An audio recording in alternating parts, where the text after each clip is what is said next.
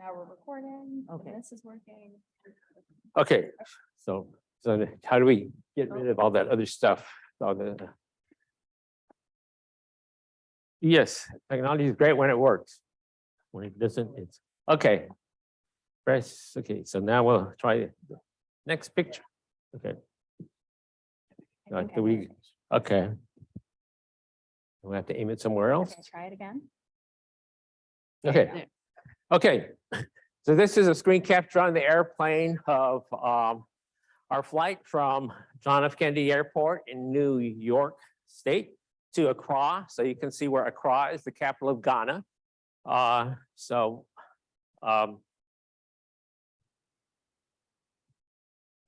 here's a close-up of the map of Ghana. To the west is Ivory Coast. To the north is Burkina Faso, and to the east is the country of Togo. And so we based our tour basically went from east, the very far eastern part of Ghana to the western part. And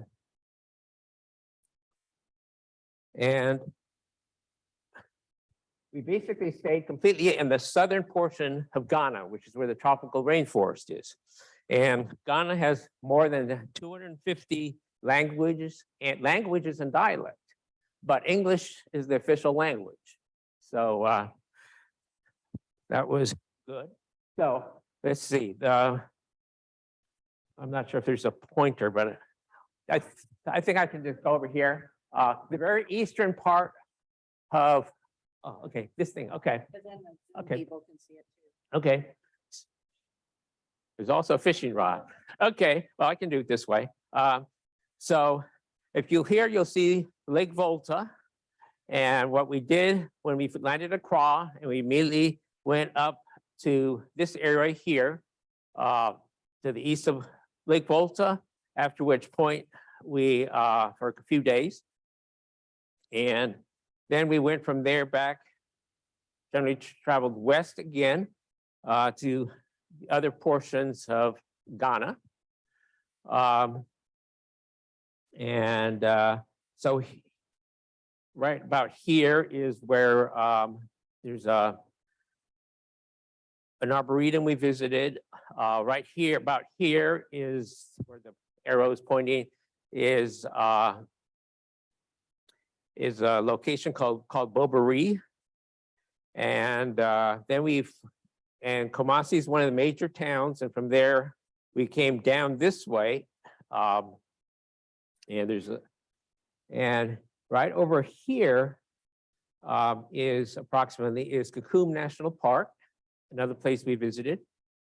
And from there we went all the way down to Cape Coast and came all the way over here to Kakum National Park, which is Nkasa National Park. And from then we just drove all the way back to Accra and basically left. So the way Sally and I like to go on these tours is basically we do not like to be listers per se. What we really like to do is stay in one spot for several days and experience the diverse biodiversity that's there, primarily the birds and the butterflies, but also the plants.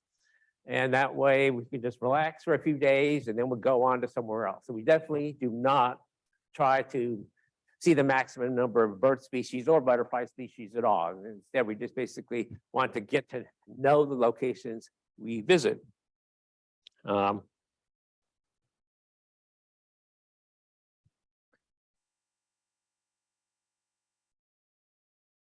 Okay, so we chose this company, Ashanti African Tours, for our tour company, and we did that for several reasons. And that's that we've had a friend, Eric Shaw, some of you may know, who went there on a birding tour with Ashanti, and he was extremely happy with it. We also have a friend, Bill Berthette, who's over in Jacksonville, who used Ashanti for doing a butterfly tour, and he was extremely happy with them. So we figured, well, we were interested in both birds and butterflies, so so he must be a good company to work with. So, and also if you read the below West Africa's premier travel company. They say building schools, protecting rainforests, having a sustainable, positive impact locally, all of which was very appealing to us.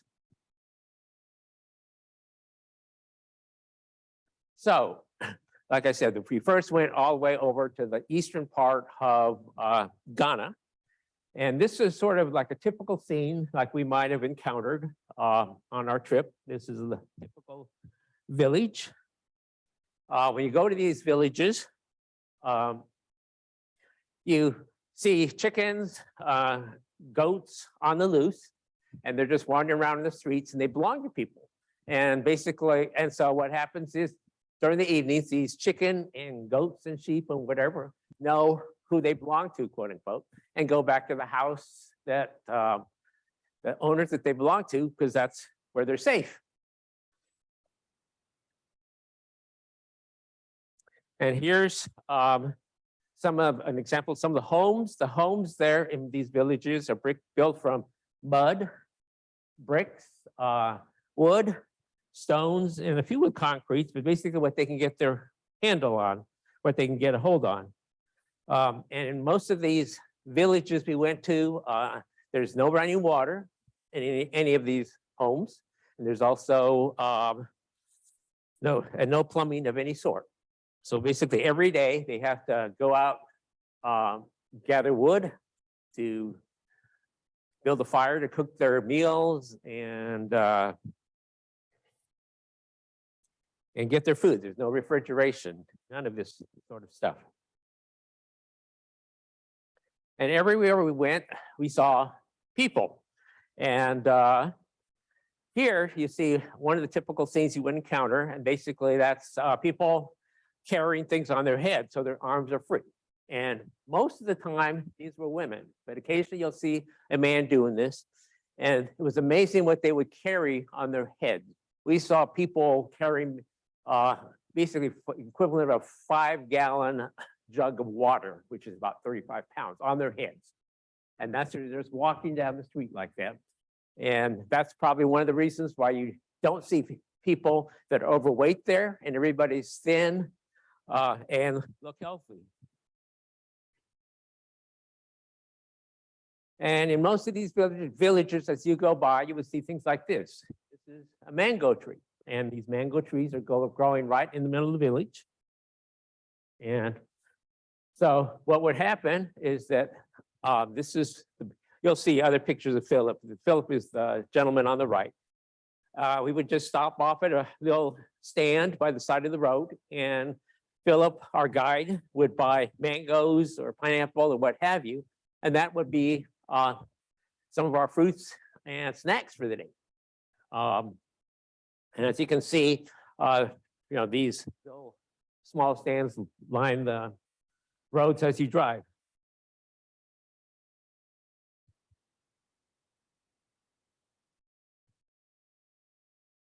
So the first place we stopped at was a place called Uli Water Heights.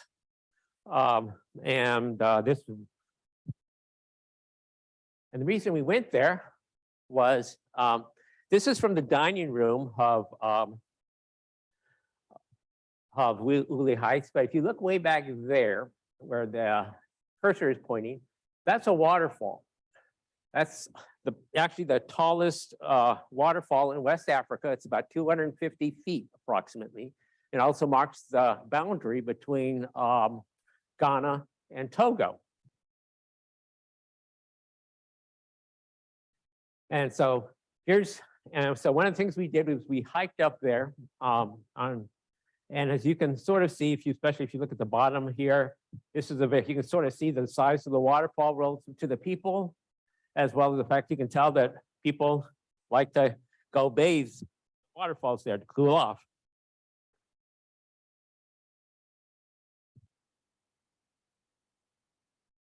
And at Uli Falls, one of the reasons we want to go there was this was one of the first so-called winged wonders of Ghana that we saw. These are straw-colored fruit bats. They roost just on the side of the cliffs during the day, and then there are several thousands of these bats right there. And there's a decreasing population of these fruit bats, and they're also one of the reasons is that they're considered good bush meat, which means that people collect them and eat them.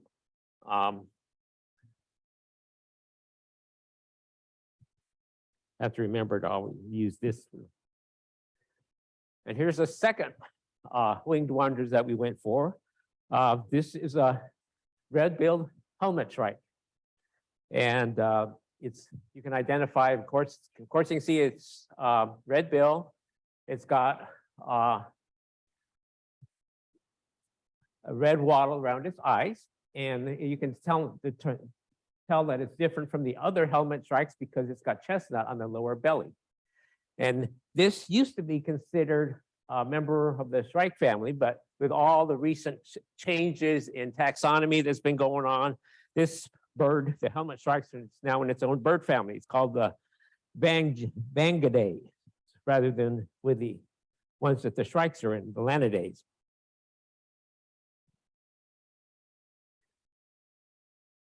You want to turn down the lights?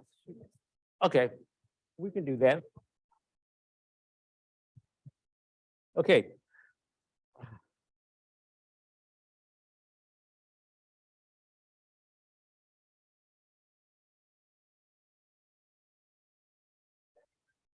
Is that good? Okay. Okay. So the second group of winged wonders, we definitely want to go see where something like this. This is butterfly, obviously. This is a common red pentella, which is a butterfly, obviously. And the other organism that you see in there is weevil. And we didn't even see the weevil when we first took this picture. But we were excited about it when we saw it because on the tours that we take down to South America, our guide is David Gale. And he does specialize in butterflies. But the insect he's really interested in besides butterflies are weevils. So this was a weevil. So we sent him this picture so that he could appreciate an African weevil because he's never been to Africa before.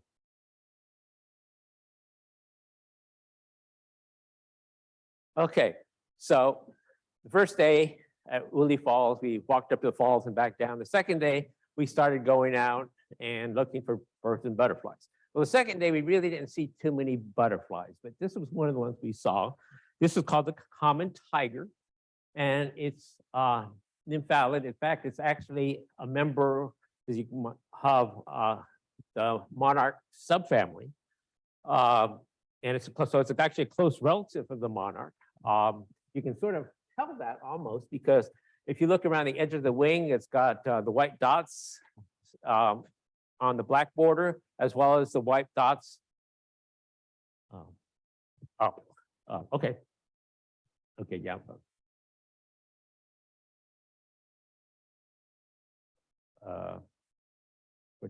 What you're trying to do? Okay. Okay. And the white dots on the black body, and those are characteristics of our old monarch. And so, if you go down to the Monarch Festival this coming Saturday, and you see monarchs, you might want to make a note of that.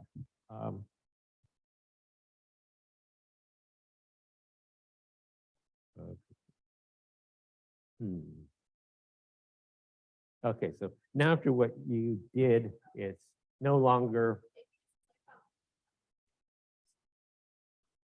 click on the screen. Oh, okay, yeah, I'll try that. Good. Okay.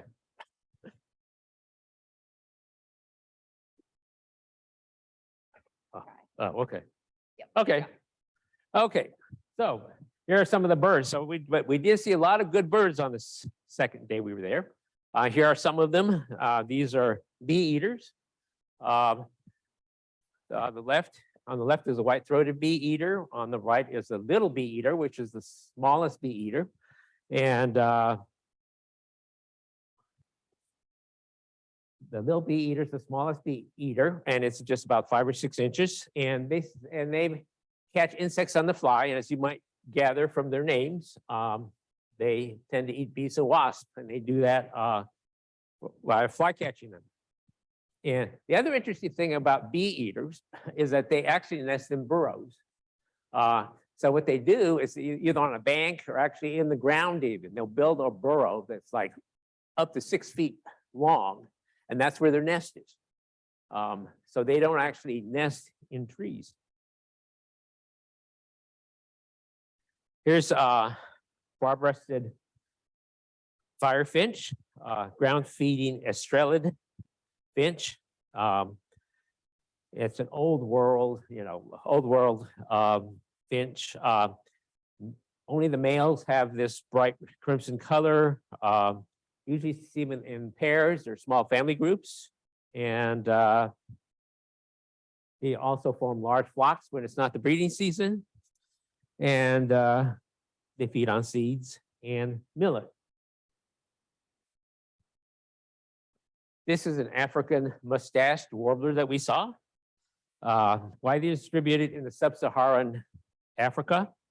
It's also now called the mustached grass warbler.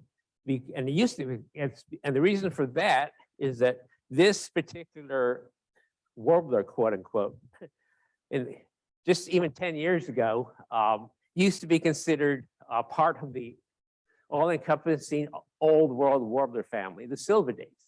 Well, with modern taxonomy and stuff like that, the African warblers now have their own family. So therefore, you no longer need to call it the African mustached warbler because it's all this whole family is all in Africa. So.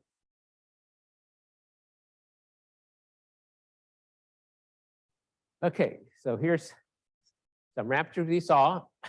The red-chested goshawk, which is on the right. Some people consider it to be just variation of what's called the African goshawk, which is more widely distributed. The lizard buzzard on the left actually is actually an accipiter. More closely related, it's actually an accipiter rather than what people typically think of as buzzards, which are buteos. And one of the unique things about the lizard buzzard, which you can immediately identify, is that it's got this black vertical streak down its throat, which you can see right there. And that's diagnostic for it. Cuckoos, we saw a number of cuckoos. There was one place we call Cuckoo Land because of the number of cuckoos we saw. As many of you probably already know, cuckoos are brood parasites, which means they don't really raise their own young. They basically, the females lay their eggs in other bird species nests, and the cuckoos that hatch really early. They tend to push out the eggs of the real, quote unquote, mother species, and if the other nest eggs have hatched, they'll tend to push them out. So ultimately what happens is that bird species will just raise the cuckoo chick. And so both the levee-lance cuckoo and the great spotted cuckoo are brood parasites. And a lot of, well, you probably are aware of the fact that cuckoos tend to eat caterpillars, and you can sort of, you can see on the right here on the great spotted cuckoo, that it's actually got a caterpillar there in its beak. The woodland kingfisher. We tend to think of kingfishers as eating fish. Well, that's not necessarily true in Africa. A lot of their kingfishers actually aren't even found near water, the woodland kingfisher being one of them. They actually eat rodents and insects rather than fish. And it's very distinctive, easily to identify because it's got different colored mandibles. The upper one is red and the lower one is black.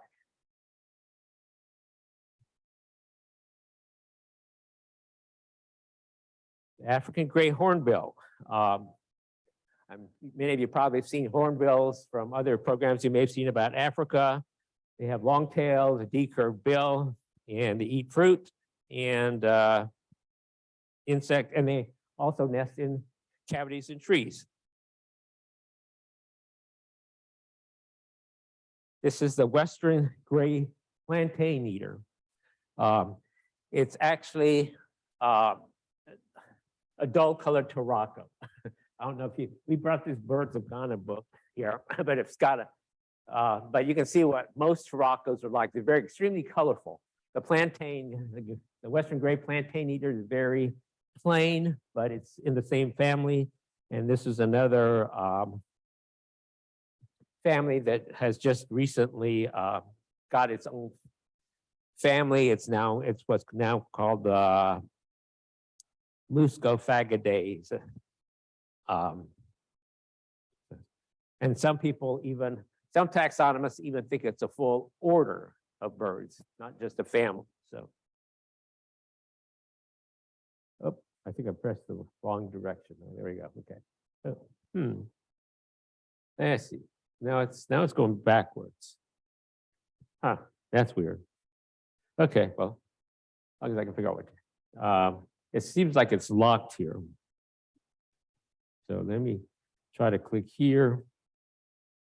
Okay, there we go. So this is the black-crowned shagra, usually seen singly by itself. And again, this is something that this is another bird that used to be classified in the shrike family, but now has its own bird family as well. It's found close to the ground. Up. Now, why is that? It's like I reverse the directions. Okay. Okay, I just have to remember which. Okay, so this is a blue-bellied roller, a family that's pretty much restricted to, well, it is restricted to the old world, and most of them are just found in Africa, but there are a few over in Asia.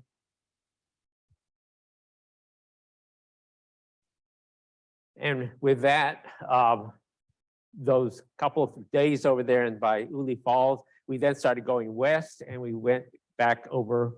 This is a picture of Lake Volta that you saw. Lake Volta is actually a huge reservoir. In fact, it's the third largest reservoir in the world, and built in 1965. And when we stopped there, we saw this, which is an agami lizard. We think it's the agami africana, but we can't be sure. Okay, so then we went to this place, the lodge called K Archie, and while we were there, we actually saw two bird species there that we didn't see absolutely anywhere else. So this was a fortuitous stop. One was this, the grayback Cameroptera, which actually is considered an old world warbler still. And it was just hopping around on the grounds, and it's actually on a planter there. It has a little meowing call that you could follow it with. A more exciting bird for us was the so-called double-toothed barbet. And if you look closely here, you can, it's called a double-tooth, it's a barbet because there's two little projections on the upper beak there, which is where the word double-toothed barbet comes from.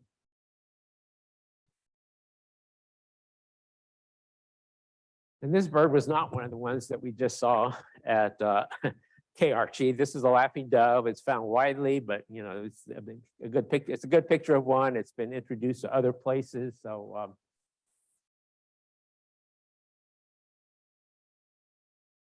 okay, so we then went to Bunso Eco Park, and which was sort of our first day of seriously looking for butterflies on this trip.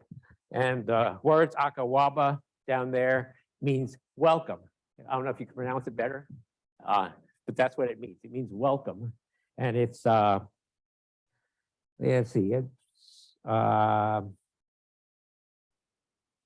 it's a Twi dialect, and it's spoken by the Akan tribe of Ghana. So that's, and so these are some of the butterflies we started seeing. Our first group, these are called the gliders, and entirely African, found in Africa in the tropics. You can see the angular glider, scalloped yellow glider, the common yellow glider, the western glider. I put all these names up there so you can read them, also so I can help remember what they are.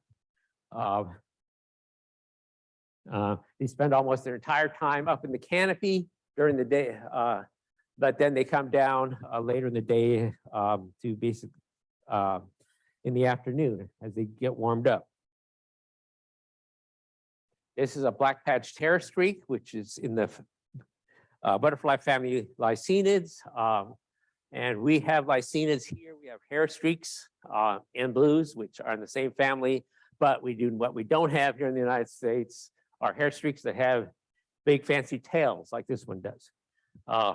But much like the butterflies here, the hair streaks here, it's believed that those long tail extensions help to fool predators into thinking that those are antennae and that they will actually attack the tails and take the tails off, and the head of the butterfly and the body will fly away. And we see evidence of that in the hair streaks we see here in the United States. These are the first foresters we found, which are one of the really special butterflies that we went to Ghana for. These are called Sophis foresters. They're mating, and as you can sort of tell, underneath, they're pretty well camouflaged, especially when you're mating like that, and you don't want to be very conspicuous because they don't really jump out at you.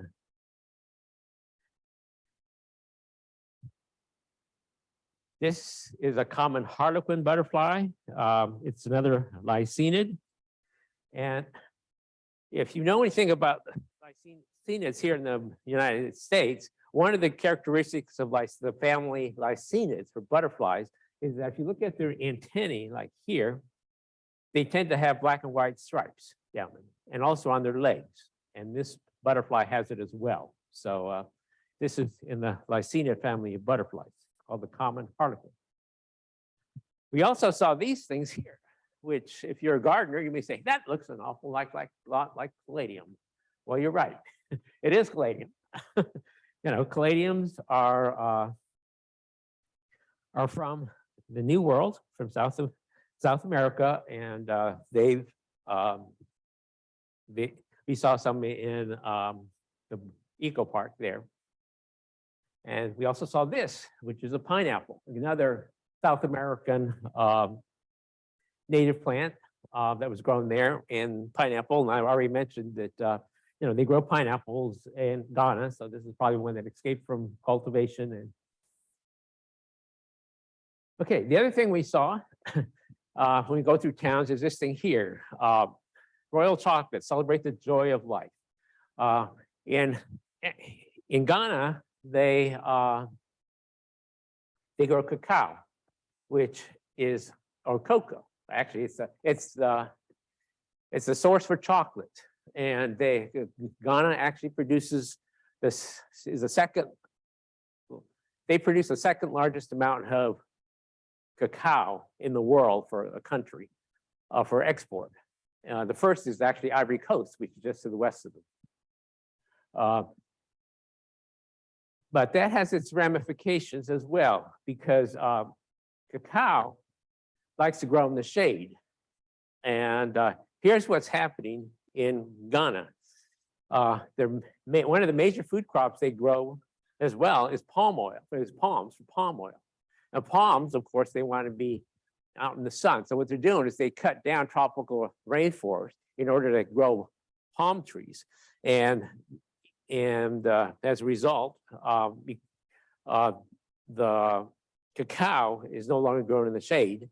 And so that's something that needs to be addressed here.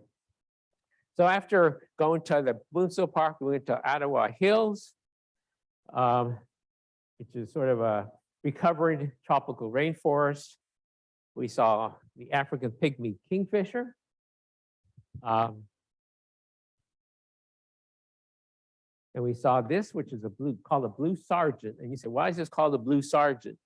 And that's sort of almost an illusion, because if you didn't see the butterfly, if you actually looked at the butterfly and not in a photograph, but it actually has a very faint bluish white hint there where it looks white.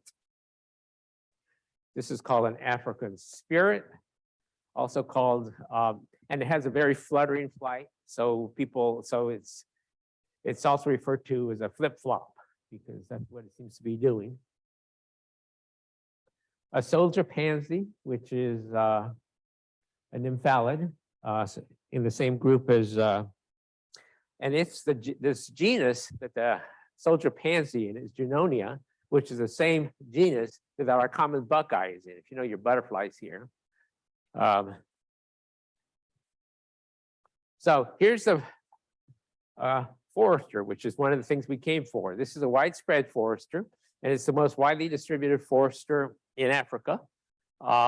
Foresters are only found in Africa, and it's the widespread forester because unlike some of the other foresters, it will tolerate secondary growth and even very disturbed habitat, which is a widespread. And like I said, this is recovering rainforest, this area. And so the people that were managing it said property of managing God's resources limited, keep off. And so one of the things we wanted to ask Philip, our guide, was, Ghana, the other reason we went there is because it's a very stable country. We said, why do you think it's such a stable country when there's so many countries in Africa that are very unstable? And his thought was that it's because it's 72% Christian denomination of some sort. And so he said, what happens, therefore, is that a lot of people there sort of follow that. And they basically turn the other cheek, so to speak. If you get insulted, you just turn the other cheek and just accept that, rather than get violent or whatever. So that was his explanation for it. And, it may make sense. So, because if you go there, like we were, you see signs like this, which is the Almighty Driving School. We saw another sign that said, Hallelujah Plumbing. So I guess if you need plumbing, it's hallelujah, they came. Anyway, so there's definitely a religious aspect to some of this. For a secular type sign we saw, it was about a 10-foot by 10-foot shack we saw that was called Home Depot. And we sort of thought, well, I don't think Home Depot here in the United States is going to sue for infringement on copyright. So then we went to the Bobbery Forest and Butterfly Sanctuary, which is where we really wanted to go for the butterflies. There's one road that goes through it. It's about 21 square miles, that whole sanctuary. And there's a building there where there's some cabins.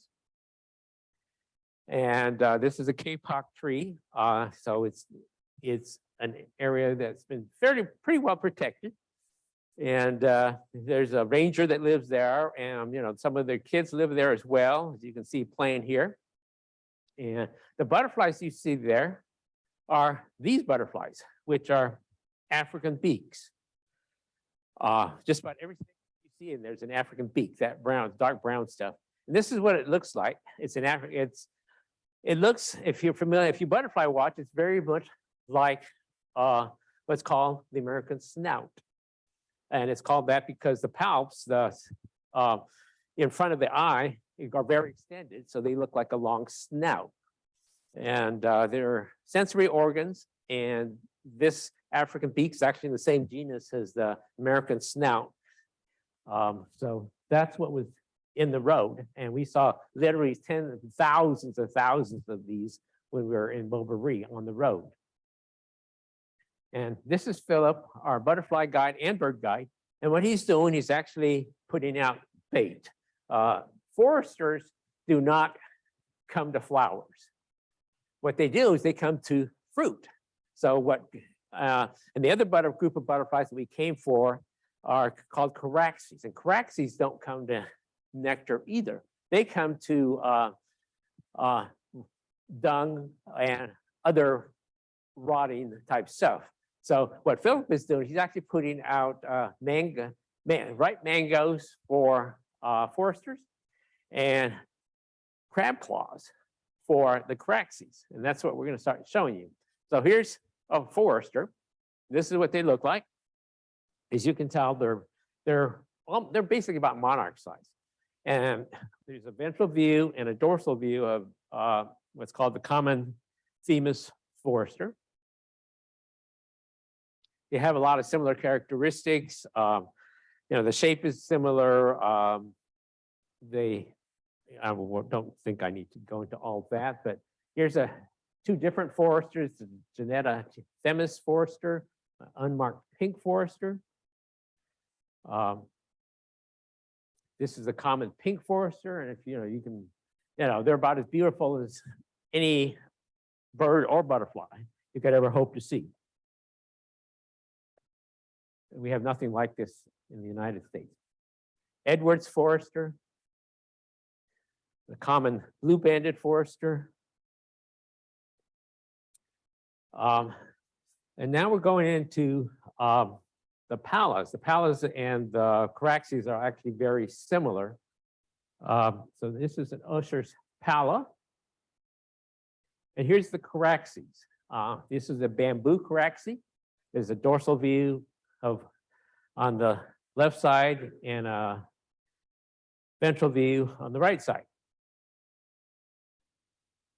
You can see how colorful they are. The flame bordered caraxe, male on the left, female on the right. Western red caraxe, and these are both underside white barred caraxes. Ornate green caraxe, two-spotted blue caraxe, and a lesser blue-spotted caraxe. And common red caraxe.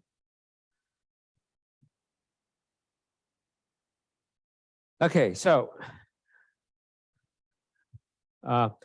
most members of what's called the family Papillidae are actually found in the tropics, and our swallowtails belong to that particular family of butterflies as well. So the common striped swallowtails and the veined swallowtails are some of the ones we saw in Africa.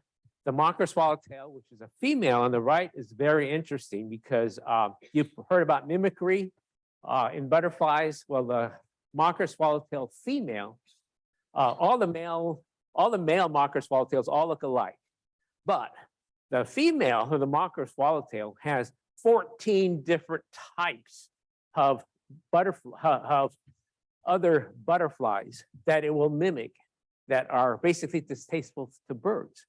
And what was interesting about this one, we saw this and our guide Philip got really, really excited because he had never seen this mimicry for the mocker swallowtail for the female for this particular butterfly species ever. So he was really excited about it. So we took this picture and we sent him the picture. And okay, common red, well, I think we just went backwards. Sorry about that. Okay, here's a white lady, which is getting back to the relatives of the monarchs, actually. It's is it swallowtail? Let's see, maybe. Okay, swallowtail. Yeah, it's a swallowtail, right. Okay, here's a blue diadem. This is an interesting butterfly because the genus that it's in is the same genus, has two species of butterfly species in Asia that are called egg flies. And the reason they're called egg flies is because the female actually protects the eggs that she lays to protect them from parasitic wasps. So that's one of the interesting things about the blue diadem, which is found in Africa. So these are perids, which are generally called whites and sulfurs, and there's a huge number of them. And here are some of the ones we saw in Africa. Here are some more lycenids or hair streaks we saw in Africa. Okay, here's some what are called blues. I mentioned that there are blues. So blues are not here in the United States. A lot of blues are blue. Well, you get over to Africa, all the blues are not necessarily blues. The Western, they may be blue up top, but underneath they can be very plain or hard to distinguish. The Western Virgin, which is in the upper left, probably has 5 or 10 different species that look almost identical. So unless you get a top shot of that butterfly, you almost can't tell which one it is. The African map butterfly, an invalid found throughout sub-Saharan Africa. Okay, the forest mother of pearl is a very interesting one, and you might wonder why it got its name. It's because when it opens up, if you see that purplish color there, it reminded people of a mother of pearl and an oyster. So that's where it's getting its name, mother of pearl. And the butterflies on the left are called common leopards in Africa, but they're sort of related to the fritillaries that we have here. So if you look closely at this picture, to the left of Sally's shoulder, there's a little arrow there pointing to a butterfly that's perched on her shoulder. And that's this one here, which is called a striped policeman, which is an Hesperidae, spread-wing skipper. So Bovary had more than just butterflies, of course. We found this bird here, which is really exciting because when we were in South Africa, we were told there's the trogon in Africa is the Narina trogon, and we failed to see it. Well, so we told Philip one of our target species for birds was the Narina trogon. So we said, okay, we should be able to see it in Bovary, and sure enough, we saw it, and we were happy to get this picture of it. They tend to sit very still and therefore hard to find. And then if you do find them, by the time you find them, they oftentimes fly away. So black dwarf hornbill is a very small and one of the rarest hornbills.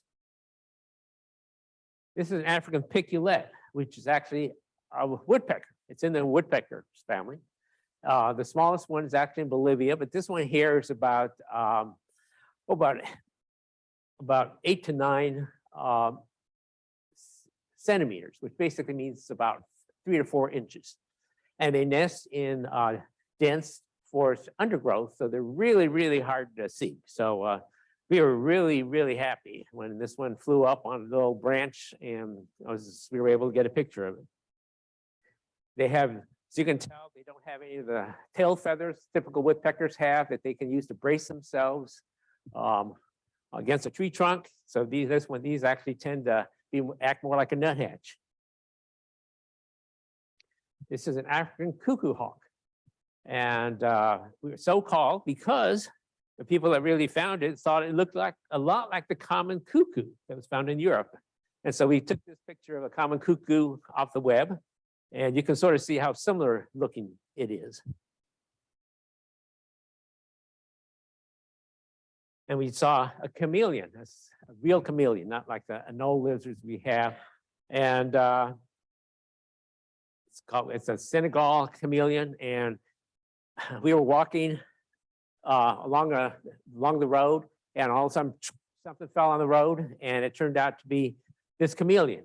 Initially, when it landed, it was actually brown, like the lower one you saw, and then because it felt threatened, within about a minute, it turned to this green color that you saw. Yeah, you see up in the larger picture. Okay, so this is Ashanti African Tours, and that's a T-shirt. And actually, if you look at it, it looks like a lion's head, but it's also 2 dancing figures, a baobab tree in the middle, and butterflies and birds up top. And that's sort of reflection on what they do, because I mentioned the fact that they support local communities. And so we went to Bankura in Ghana, and that's the village down below. And that's Philip sitting in the chair, and Philip and Kojo, our driver, and those are some of the other residents of the village. And the reason we came here is because we wanted to see what's called the Picathartes, which is a very rare bird. There are only 2 species in the world of this bird, and it's very hard to see. It only easy to find when it comes to roost, but it only comes to roost in the late afternoon. And where it roosts is in caves or cliff overhangs. So it's not an easy habitat to find. And for birders who want to see all the bird families in the world, for instance, well, these 2, the Picathartes is in its own family. So you have to go see this. And it just so happens that Ghana is one of the best places to see them. The only problem is that, guess what? You know, to get to the place to go see this bird, it takes about a 2-hour drive from a hotel to come to this village. And then it takes an hour walk to go to the site to see the Picathartes. And then it takes an hour walk back, and then 2 hours to go back to your hotel. And you're talking about 6 to 8 hours. And so that was basically a whole day. So what Ashanti did was they basically said, well, let's go ahead and work with the local village to make this, build a lodge here and support the local population. That's what they did. So they built some lodging here for people like us that want to go there. So it's just a 1-hour hike there to see the Picathartes and back. And you can tell they have very comfortable accommodations. They put in a Bunkero primary school there to help educate the children. There's a mural on the wall of the elementary school, and it shows some of the special animals that can be found there. And this thing right over here is the so-called white-necked Picathartes, which we wanted to go see. And they also, therefore, encouraged us to go to the village and mingle with the village, and we did that as well. So here's this is a vendor in the village of Bunkero that we were at. And some of the kids. And that woman that was there had 2 daughters, Stephanie, and I think the other one was Sarah. And they were kind enough to pose for this picture. So then it's, like I said, it's about an hour walk to see the Picathartes, also called the rockfowl. And so we saw it. This is what it looks like. It's like a large chicken, actually. It doesn't fly very well. It basically just flies short distance and it hops. And it goes into the cave, and this is nest or roosting site. It basically builds a mud nest like this underneath the overhang, and that's where it spends the night. So, and because you're there at the nighttime when you're coming back, it's a good time to look for owls. So we saw this, the Fraser's eagle owl. And right near the village as well is a place called Kwabena Sam Forest that we went to. And there we saw this pangolin, which is also called a scaly anteater. And its population is declining because it's very popular for bushmeat. And it's also, the scales are also considered an aphrodisiac over in Asia. So it's hunted widely by Ghanaians. So, yeah, we encountered some controversy there. There was somebody in the village who had gotten a tree pangolin, and our guides, Philip and Kojo, wanted to say, well, what are you going to do with them? Because they were worried basically that they were going to be selling them, because they sell them to, well, the people that catch them can basically sell them for $3 to $20 each. But the scales over in Asia will fetch up to $250. So you can see why, especially in a country like this, why people might want to take these things. So there's a close-up of the tree pangolin. They eat termites. So there's an example of a termite mound on the right-hand side of that picture. So we also saw some more foresters there at Quibina Sam. This is the Lycius orange forester, ventral view and dorsal view, and it's believed that they actually mimic this moth that's down below. This is the Crocker's forester. And with some birds we saw the rufous-sided broadbill. And some other birds that we saw in the Quibina Sam area are cuckoos. We saw cuckoos throughout our trip, but this was the Senegal cuckoo is one that we saw almost every day driving from our hotel into Bobari. The blue-headed cuckoo we saw actually over at Wheelie Falls during our first couple of days. The yellow bill on the far right, we saw at the Quibina Sam Forest, and cuckoos are in the cuckoo family, but they're non-brood parasites. They actually do build their own nest and raise their own young. So then on the way leaving from Quibina Sam and the Pick authorities down to Kakum National Park, we stopped to see this bird, the rock pratnicol, and this is related to shorebirds, the plovers, but it's in its own family, and this is the first time Sally and I have ever seen pratnicol. And it acts like a shorebird, but actually what it does is it actually fly catches its prey, its insect, instead of picking them off the shores.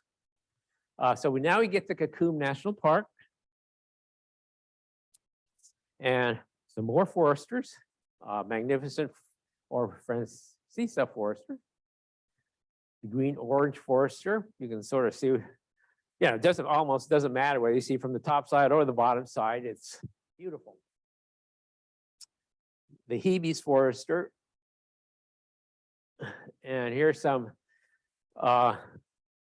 butterflies that we saw that are in the Lycaenid families, like the blues and hair streaks, but it's a subfamily called Leptiniae, and the subfamily Leptiniae is found only in Africa. So these are another group of special butterflies that Sal and I were happy to go try to see. And it's believed that a lot of these are really small. A lot of these probably have some type of symbiosis with ants, and that the ants protect the larvae when they're growing up, because the larvae, the caterpillars, secrete some sweet substance that the ants want. And so they basically keep other predators off the caterpillars.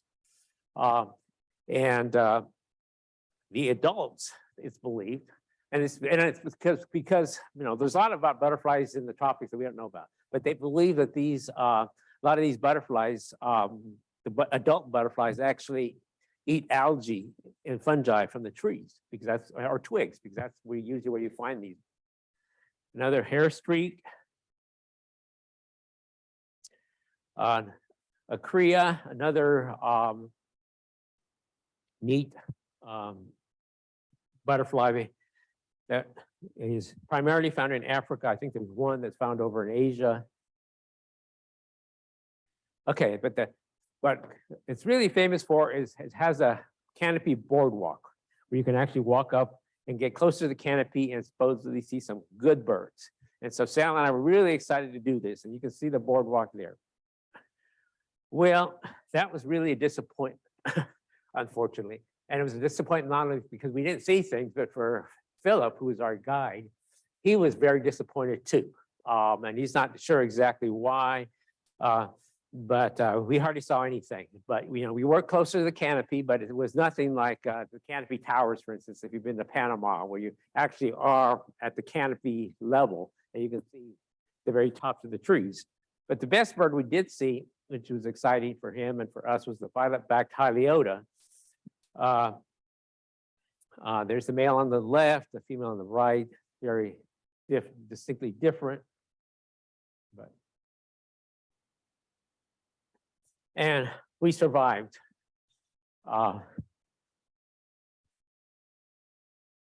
And then also near Kakum, we saw these birds, the the black weavers. The Weaver family is an old world family, and it's the Plosiadae and all Plosiadae now, the family, that particular bird family, are all in the old world now, and they're called weavers or weaver birds. And the reason is that they build a nest intertwining vegetation, such as you see this nest here. And so they're actually weaving the nest rather than a typical nest that's just built on top of another. They actually weave the nest. And this is a male. And the other thing about this is that the males build the nest. And then the female comes by and says, is this good enough for me to lay eggs? And she says, okay, she will. If she doesn't, she leaves and finds another male. And then the male will go build another nest that she thinks will be better and more attractive. So it's sort of a female choice type arrangement here. Okay, and there were some birds that we saw pretty much every day while we were in Ghana. These are African pied crows, which are really much more closely related to ravens probably than crows. This one here is the yellow-billed kite. Okay, so then we get to Nkasa, which was our last stop.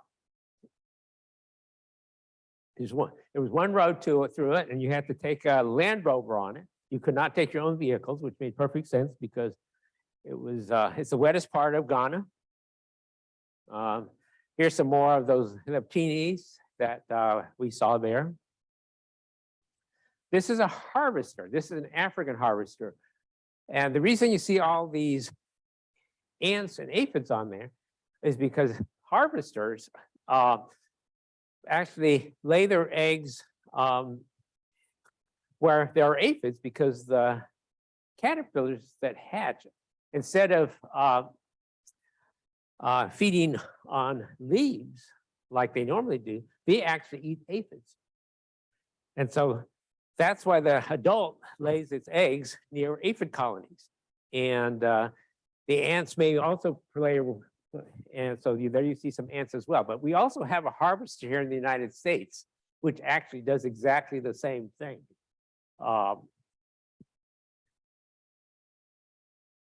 Excuse me. Okay, we haven't put in too many slides of the Hesperidae family of butterflies. Hesperids are sort of like the LBJs of the butterfly world, the little brown jobs, the sparrows, the shorebirds, the gulls, the ones that are really hard to distinguish normally. But then there's a group called the spreadwing skippers, which can be quite colorful. And we saw these two here, the blue policeman and the blue red-eye. And the blue red-eye, you can almost tell it's nocturnal or crepuscular because it's got red eyes. And that's a function that is true for the crepuscular nocturnal skippers that are found in the neotropics here in South America as well. They tend to have red eyes. So the other thing we came to here for is because there were some special kingfishers here, and this is a pond that we went to. One's called the shining blue kingfisher, which we saw, and the African dwarf kingfisher. We also saw the white-bellied kingfisher, which is another one of the special kingfishers that just get into Ghana on the very far western part of Ghana. We saw it, but we weren't able to get a very good picture of it, so I didn't put it in there here, but we did see it. A red-vented malimbe, which is also a Plosiad family, so it actually builds a weaver-type nest as well. We saw one snake, our driver saw a snake, and he said, that could be a mamba, and well, it could be. We compared this snake with supposedly what our mamba pictures on the web, and we actually don't think it was a mamba. We think it's just an African green snake, but it was exciting when we were thinking maybe we saw a mamba. And we actually didn't go to Nkasa National Park until just about a month or two before we left, because Ashanti built the Nkasa Reserve Lodge, and they just completed this in November of 2021. Prior to this, if you wanted to go there, you pretty much had to camp and get a tent camp and then have a cold shower because there were no facilities near there. So they basically built this again for birders. and utilize local labor and stuff like that to build these things. And again, the accommodations are quite comfortable. We saw some neat birds there, the African pied wagtail. The pin-tailed whita, which this is the male because it's got the long tail. And this is an interesting bird because the pin-tailed whita is also a brood parasite. It lays the female whita lays its eggs in other birds' nests. And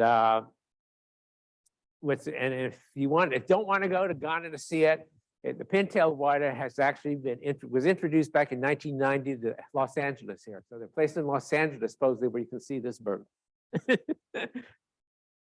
Okay, then little green sunbird. Sunbirds in Africa take the place around hummingbirds. So you tend to find them around flowers, red flowers especially. I don't know what that is. Well, maybe I pressed the wrong thing. Okay, here's the African emerald cuckoo. Very pretty. You can tell where it got its name. We also saw the coon eagle owl while we were at Nkasa National Park. Then we left Nkasa, come all the way back to Accra going along the coast. We saw these pygmy goose, which is actually much more closely related to the dabbling ducks than a true goose, but these birds almost mate for life. The Allen's gallinule, which used to be called the lesser gallinule, and we were told by our guide Philip, you've got to get a picture of the blue frontal shield, because otherwise you can't be sure that it's Allen's gallinule. So we were lucky and got this picture, so we could prove that yes, it was an Allen's gallinule. Here's an orange weaver. Again, this is the male building its nest. It's not completed yet because you can still see holes in it, but it's building it for the female. Okay, and then we passed along here and saw boat building. And this is Cape Coast Castle. This is an important castle. This is a castle. Well, Ghana was one of the main places where African prisoners were basically taken to be slaves exported to the New World. And this was one of about 30 to 40 castles that were like that along that coast there. And so the Cape Coast Castle is actually one of the cathartic places that a lot of African Americans go back to see, where their ancestors came from. And we wanted to go, our initial plans were to actually go in there because you can't get tours. We weren't able to go in there because of personal time constraints, but if you do get there, we strongly would encourage you to go there because it's very sobering to just see it from the outside even. So we've shown you some of the winged wonders of Ghana, as well as other things. One of the things we'd like to point out is about taking these types of eco tours. Like I said, Sally and I like to go. Our best tours have always been tours where it's not just seeing the birds or the butterflies, but also tries to recognize the local culture, the people that were there, and make sure that that what you're doing is sustainable, because that's not necessarily true. And Ashanti, we picked this partly is because of that, and we encourage people who do want to go on international type tours, especially to do that. And we like to. This is sort of the last slide. There's a website called Terra Incognita, which basically has a list of over 85 tours in 40 countries across 6 continents that basically have tours that are basically labeled as protecting the native natural environment, protect the local culture, and help the local economy, and and yeah, and support and help educate not only us, but also the host country about the value of ecotourism, because because not all companies, we think, necessarily think about the impact of ecotourism on basically on the globe, basically on the world. And because we think that if you're going to save, try to save the biodiversity, especially in other countries, you've got to engage the local people and make sure that they're aware of the ecotourism and the fact that there's a benefit to having people like us go visit them, and that we support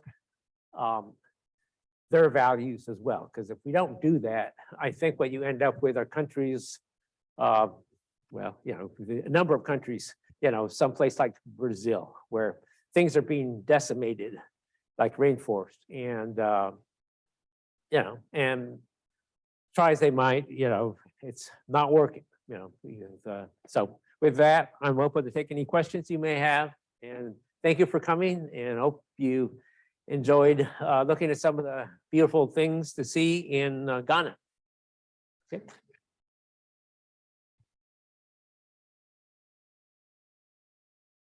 Yes.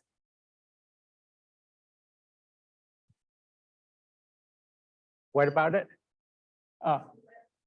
Oh, wait, what's the, it's basically if you type in TERRA dash incognita, basically what you see, terra incognita with a dash behind after it, dot travel, is to get you there. And you can, if you just Google it,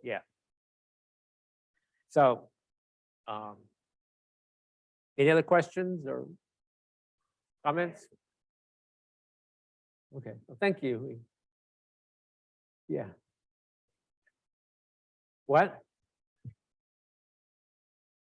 No. Well, butterfly. Well, one of the things that we've done, before we got into butterflies, I was taking pictures all the time of birds, and as I've gotten older, obviously, tripods, all that kind of stuff gets harder and heavier. Things are becoming more miniaturized, but even so, if you need a 500mm lens to capture a bird, it's hard. But I basically shoot with a 300mm. Well, in fact, all the bird pictures were taken with a 300mm lens on a DX factor. So basically, it's like a 8 to 9 power binoculars is what I've got taking bird pictures. And butterflies, practically all of them were taken on the ground or close to the ground. And because butterflies are a lot easier, you're not going to take pictures of butterflies on top of trees, but they're much closer down to ground level. So yeah, and of course there's a lot of luck to it. Even now, you just have to get out for birds. You just have to get out, take lots of pictures, and you have a few, a few that are worth saving. But it obviously helps to go with a guide. Most of those pictures, bird pictures especially, you wouldn't have gotten without Philip there telling us, hey, I hear an African piculet, and we would stay there for 15, 20 minutes, and and he could track it. They're so small, we can't. We've lost it several times, but he says it's there, it's there, it's there. Finally, it finally lands 20 feet away, and that's the shot I was able to get. So. So that's the reason for hiring good guides. Yes, Jim.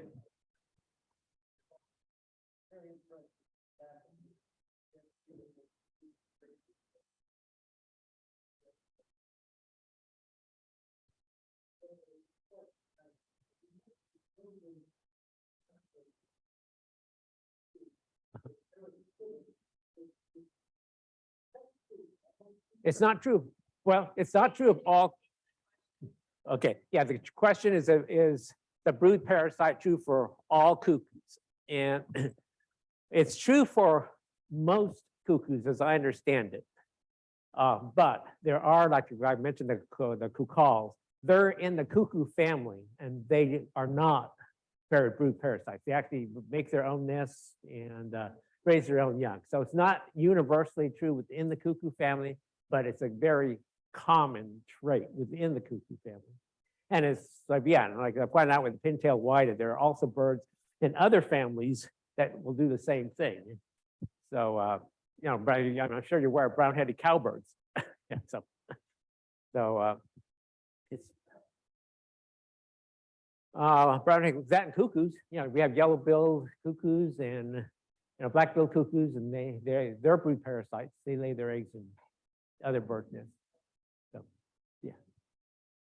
Any other questions or thoughts or comments? Okay, well, thank you very much for coming. We've been a great audience, and yeah, better take this out before I walk off with this.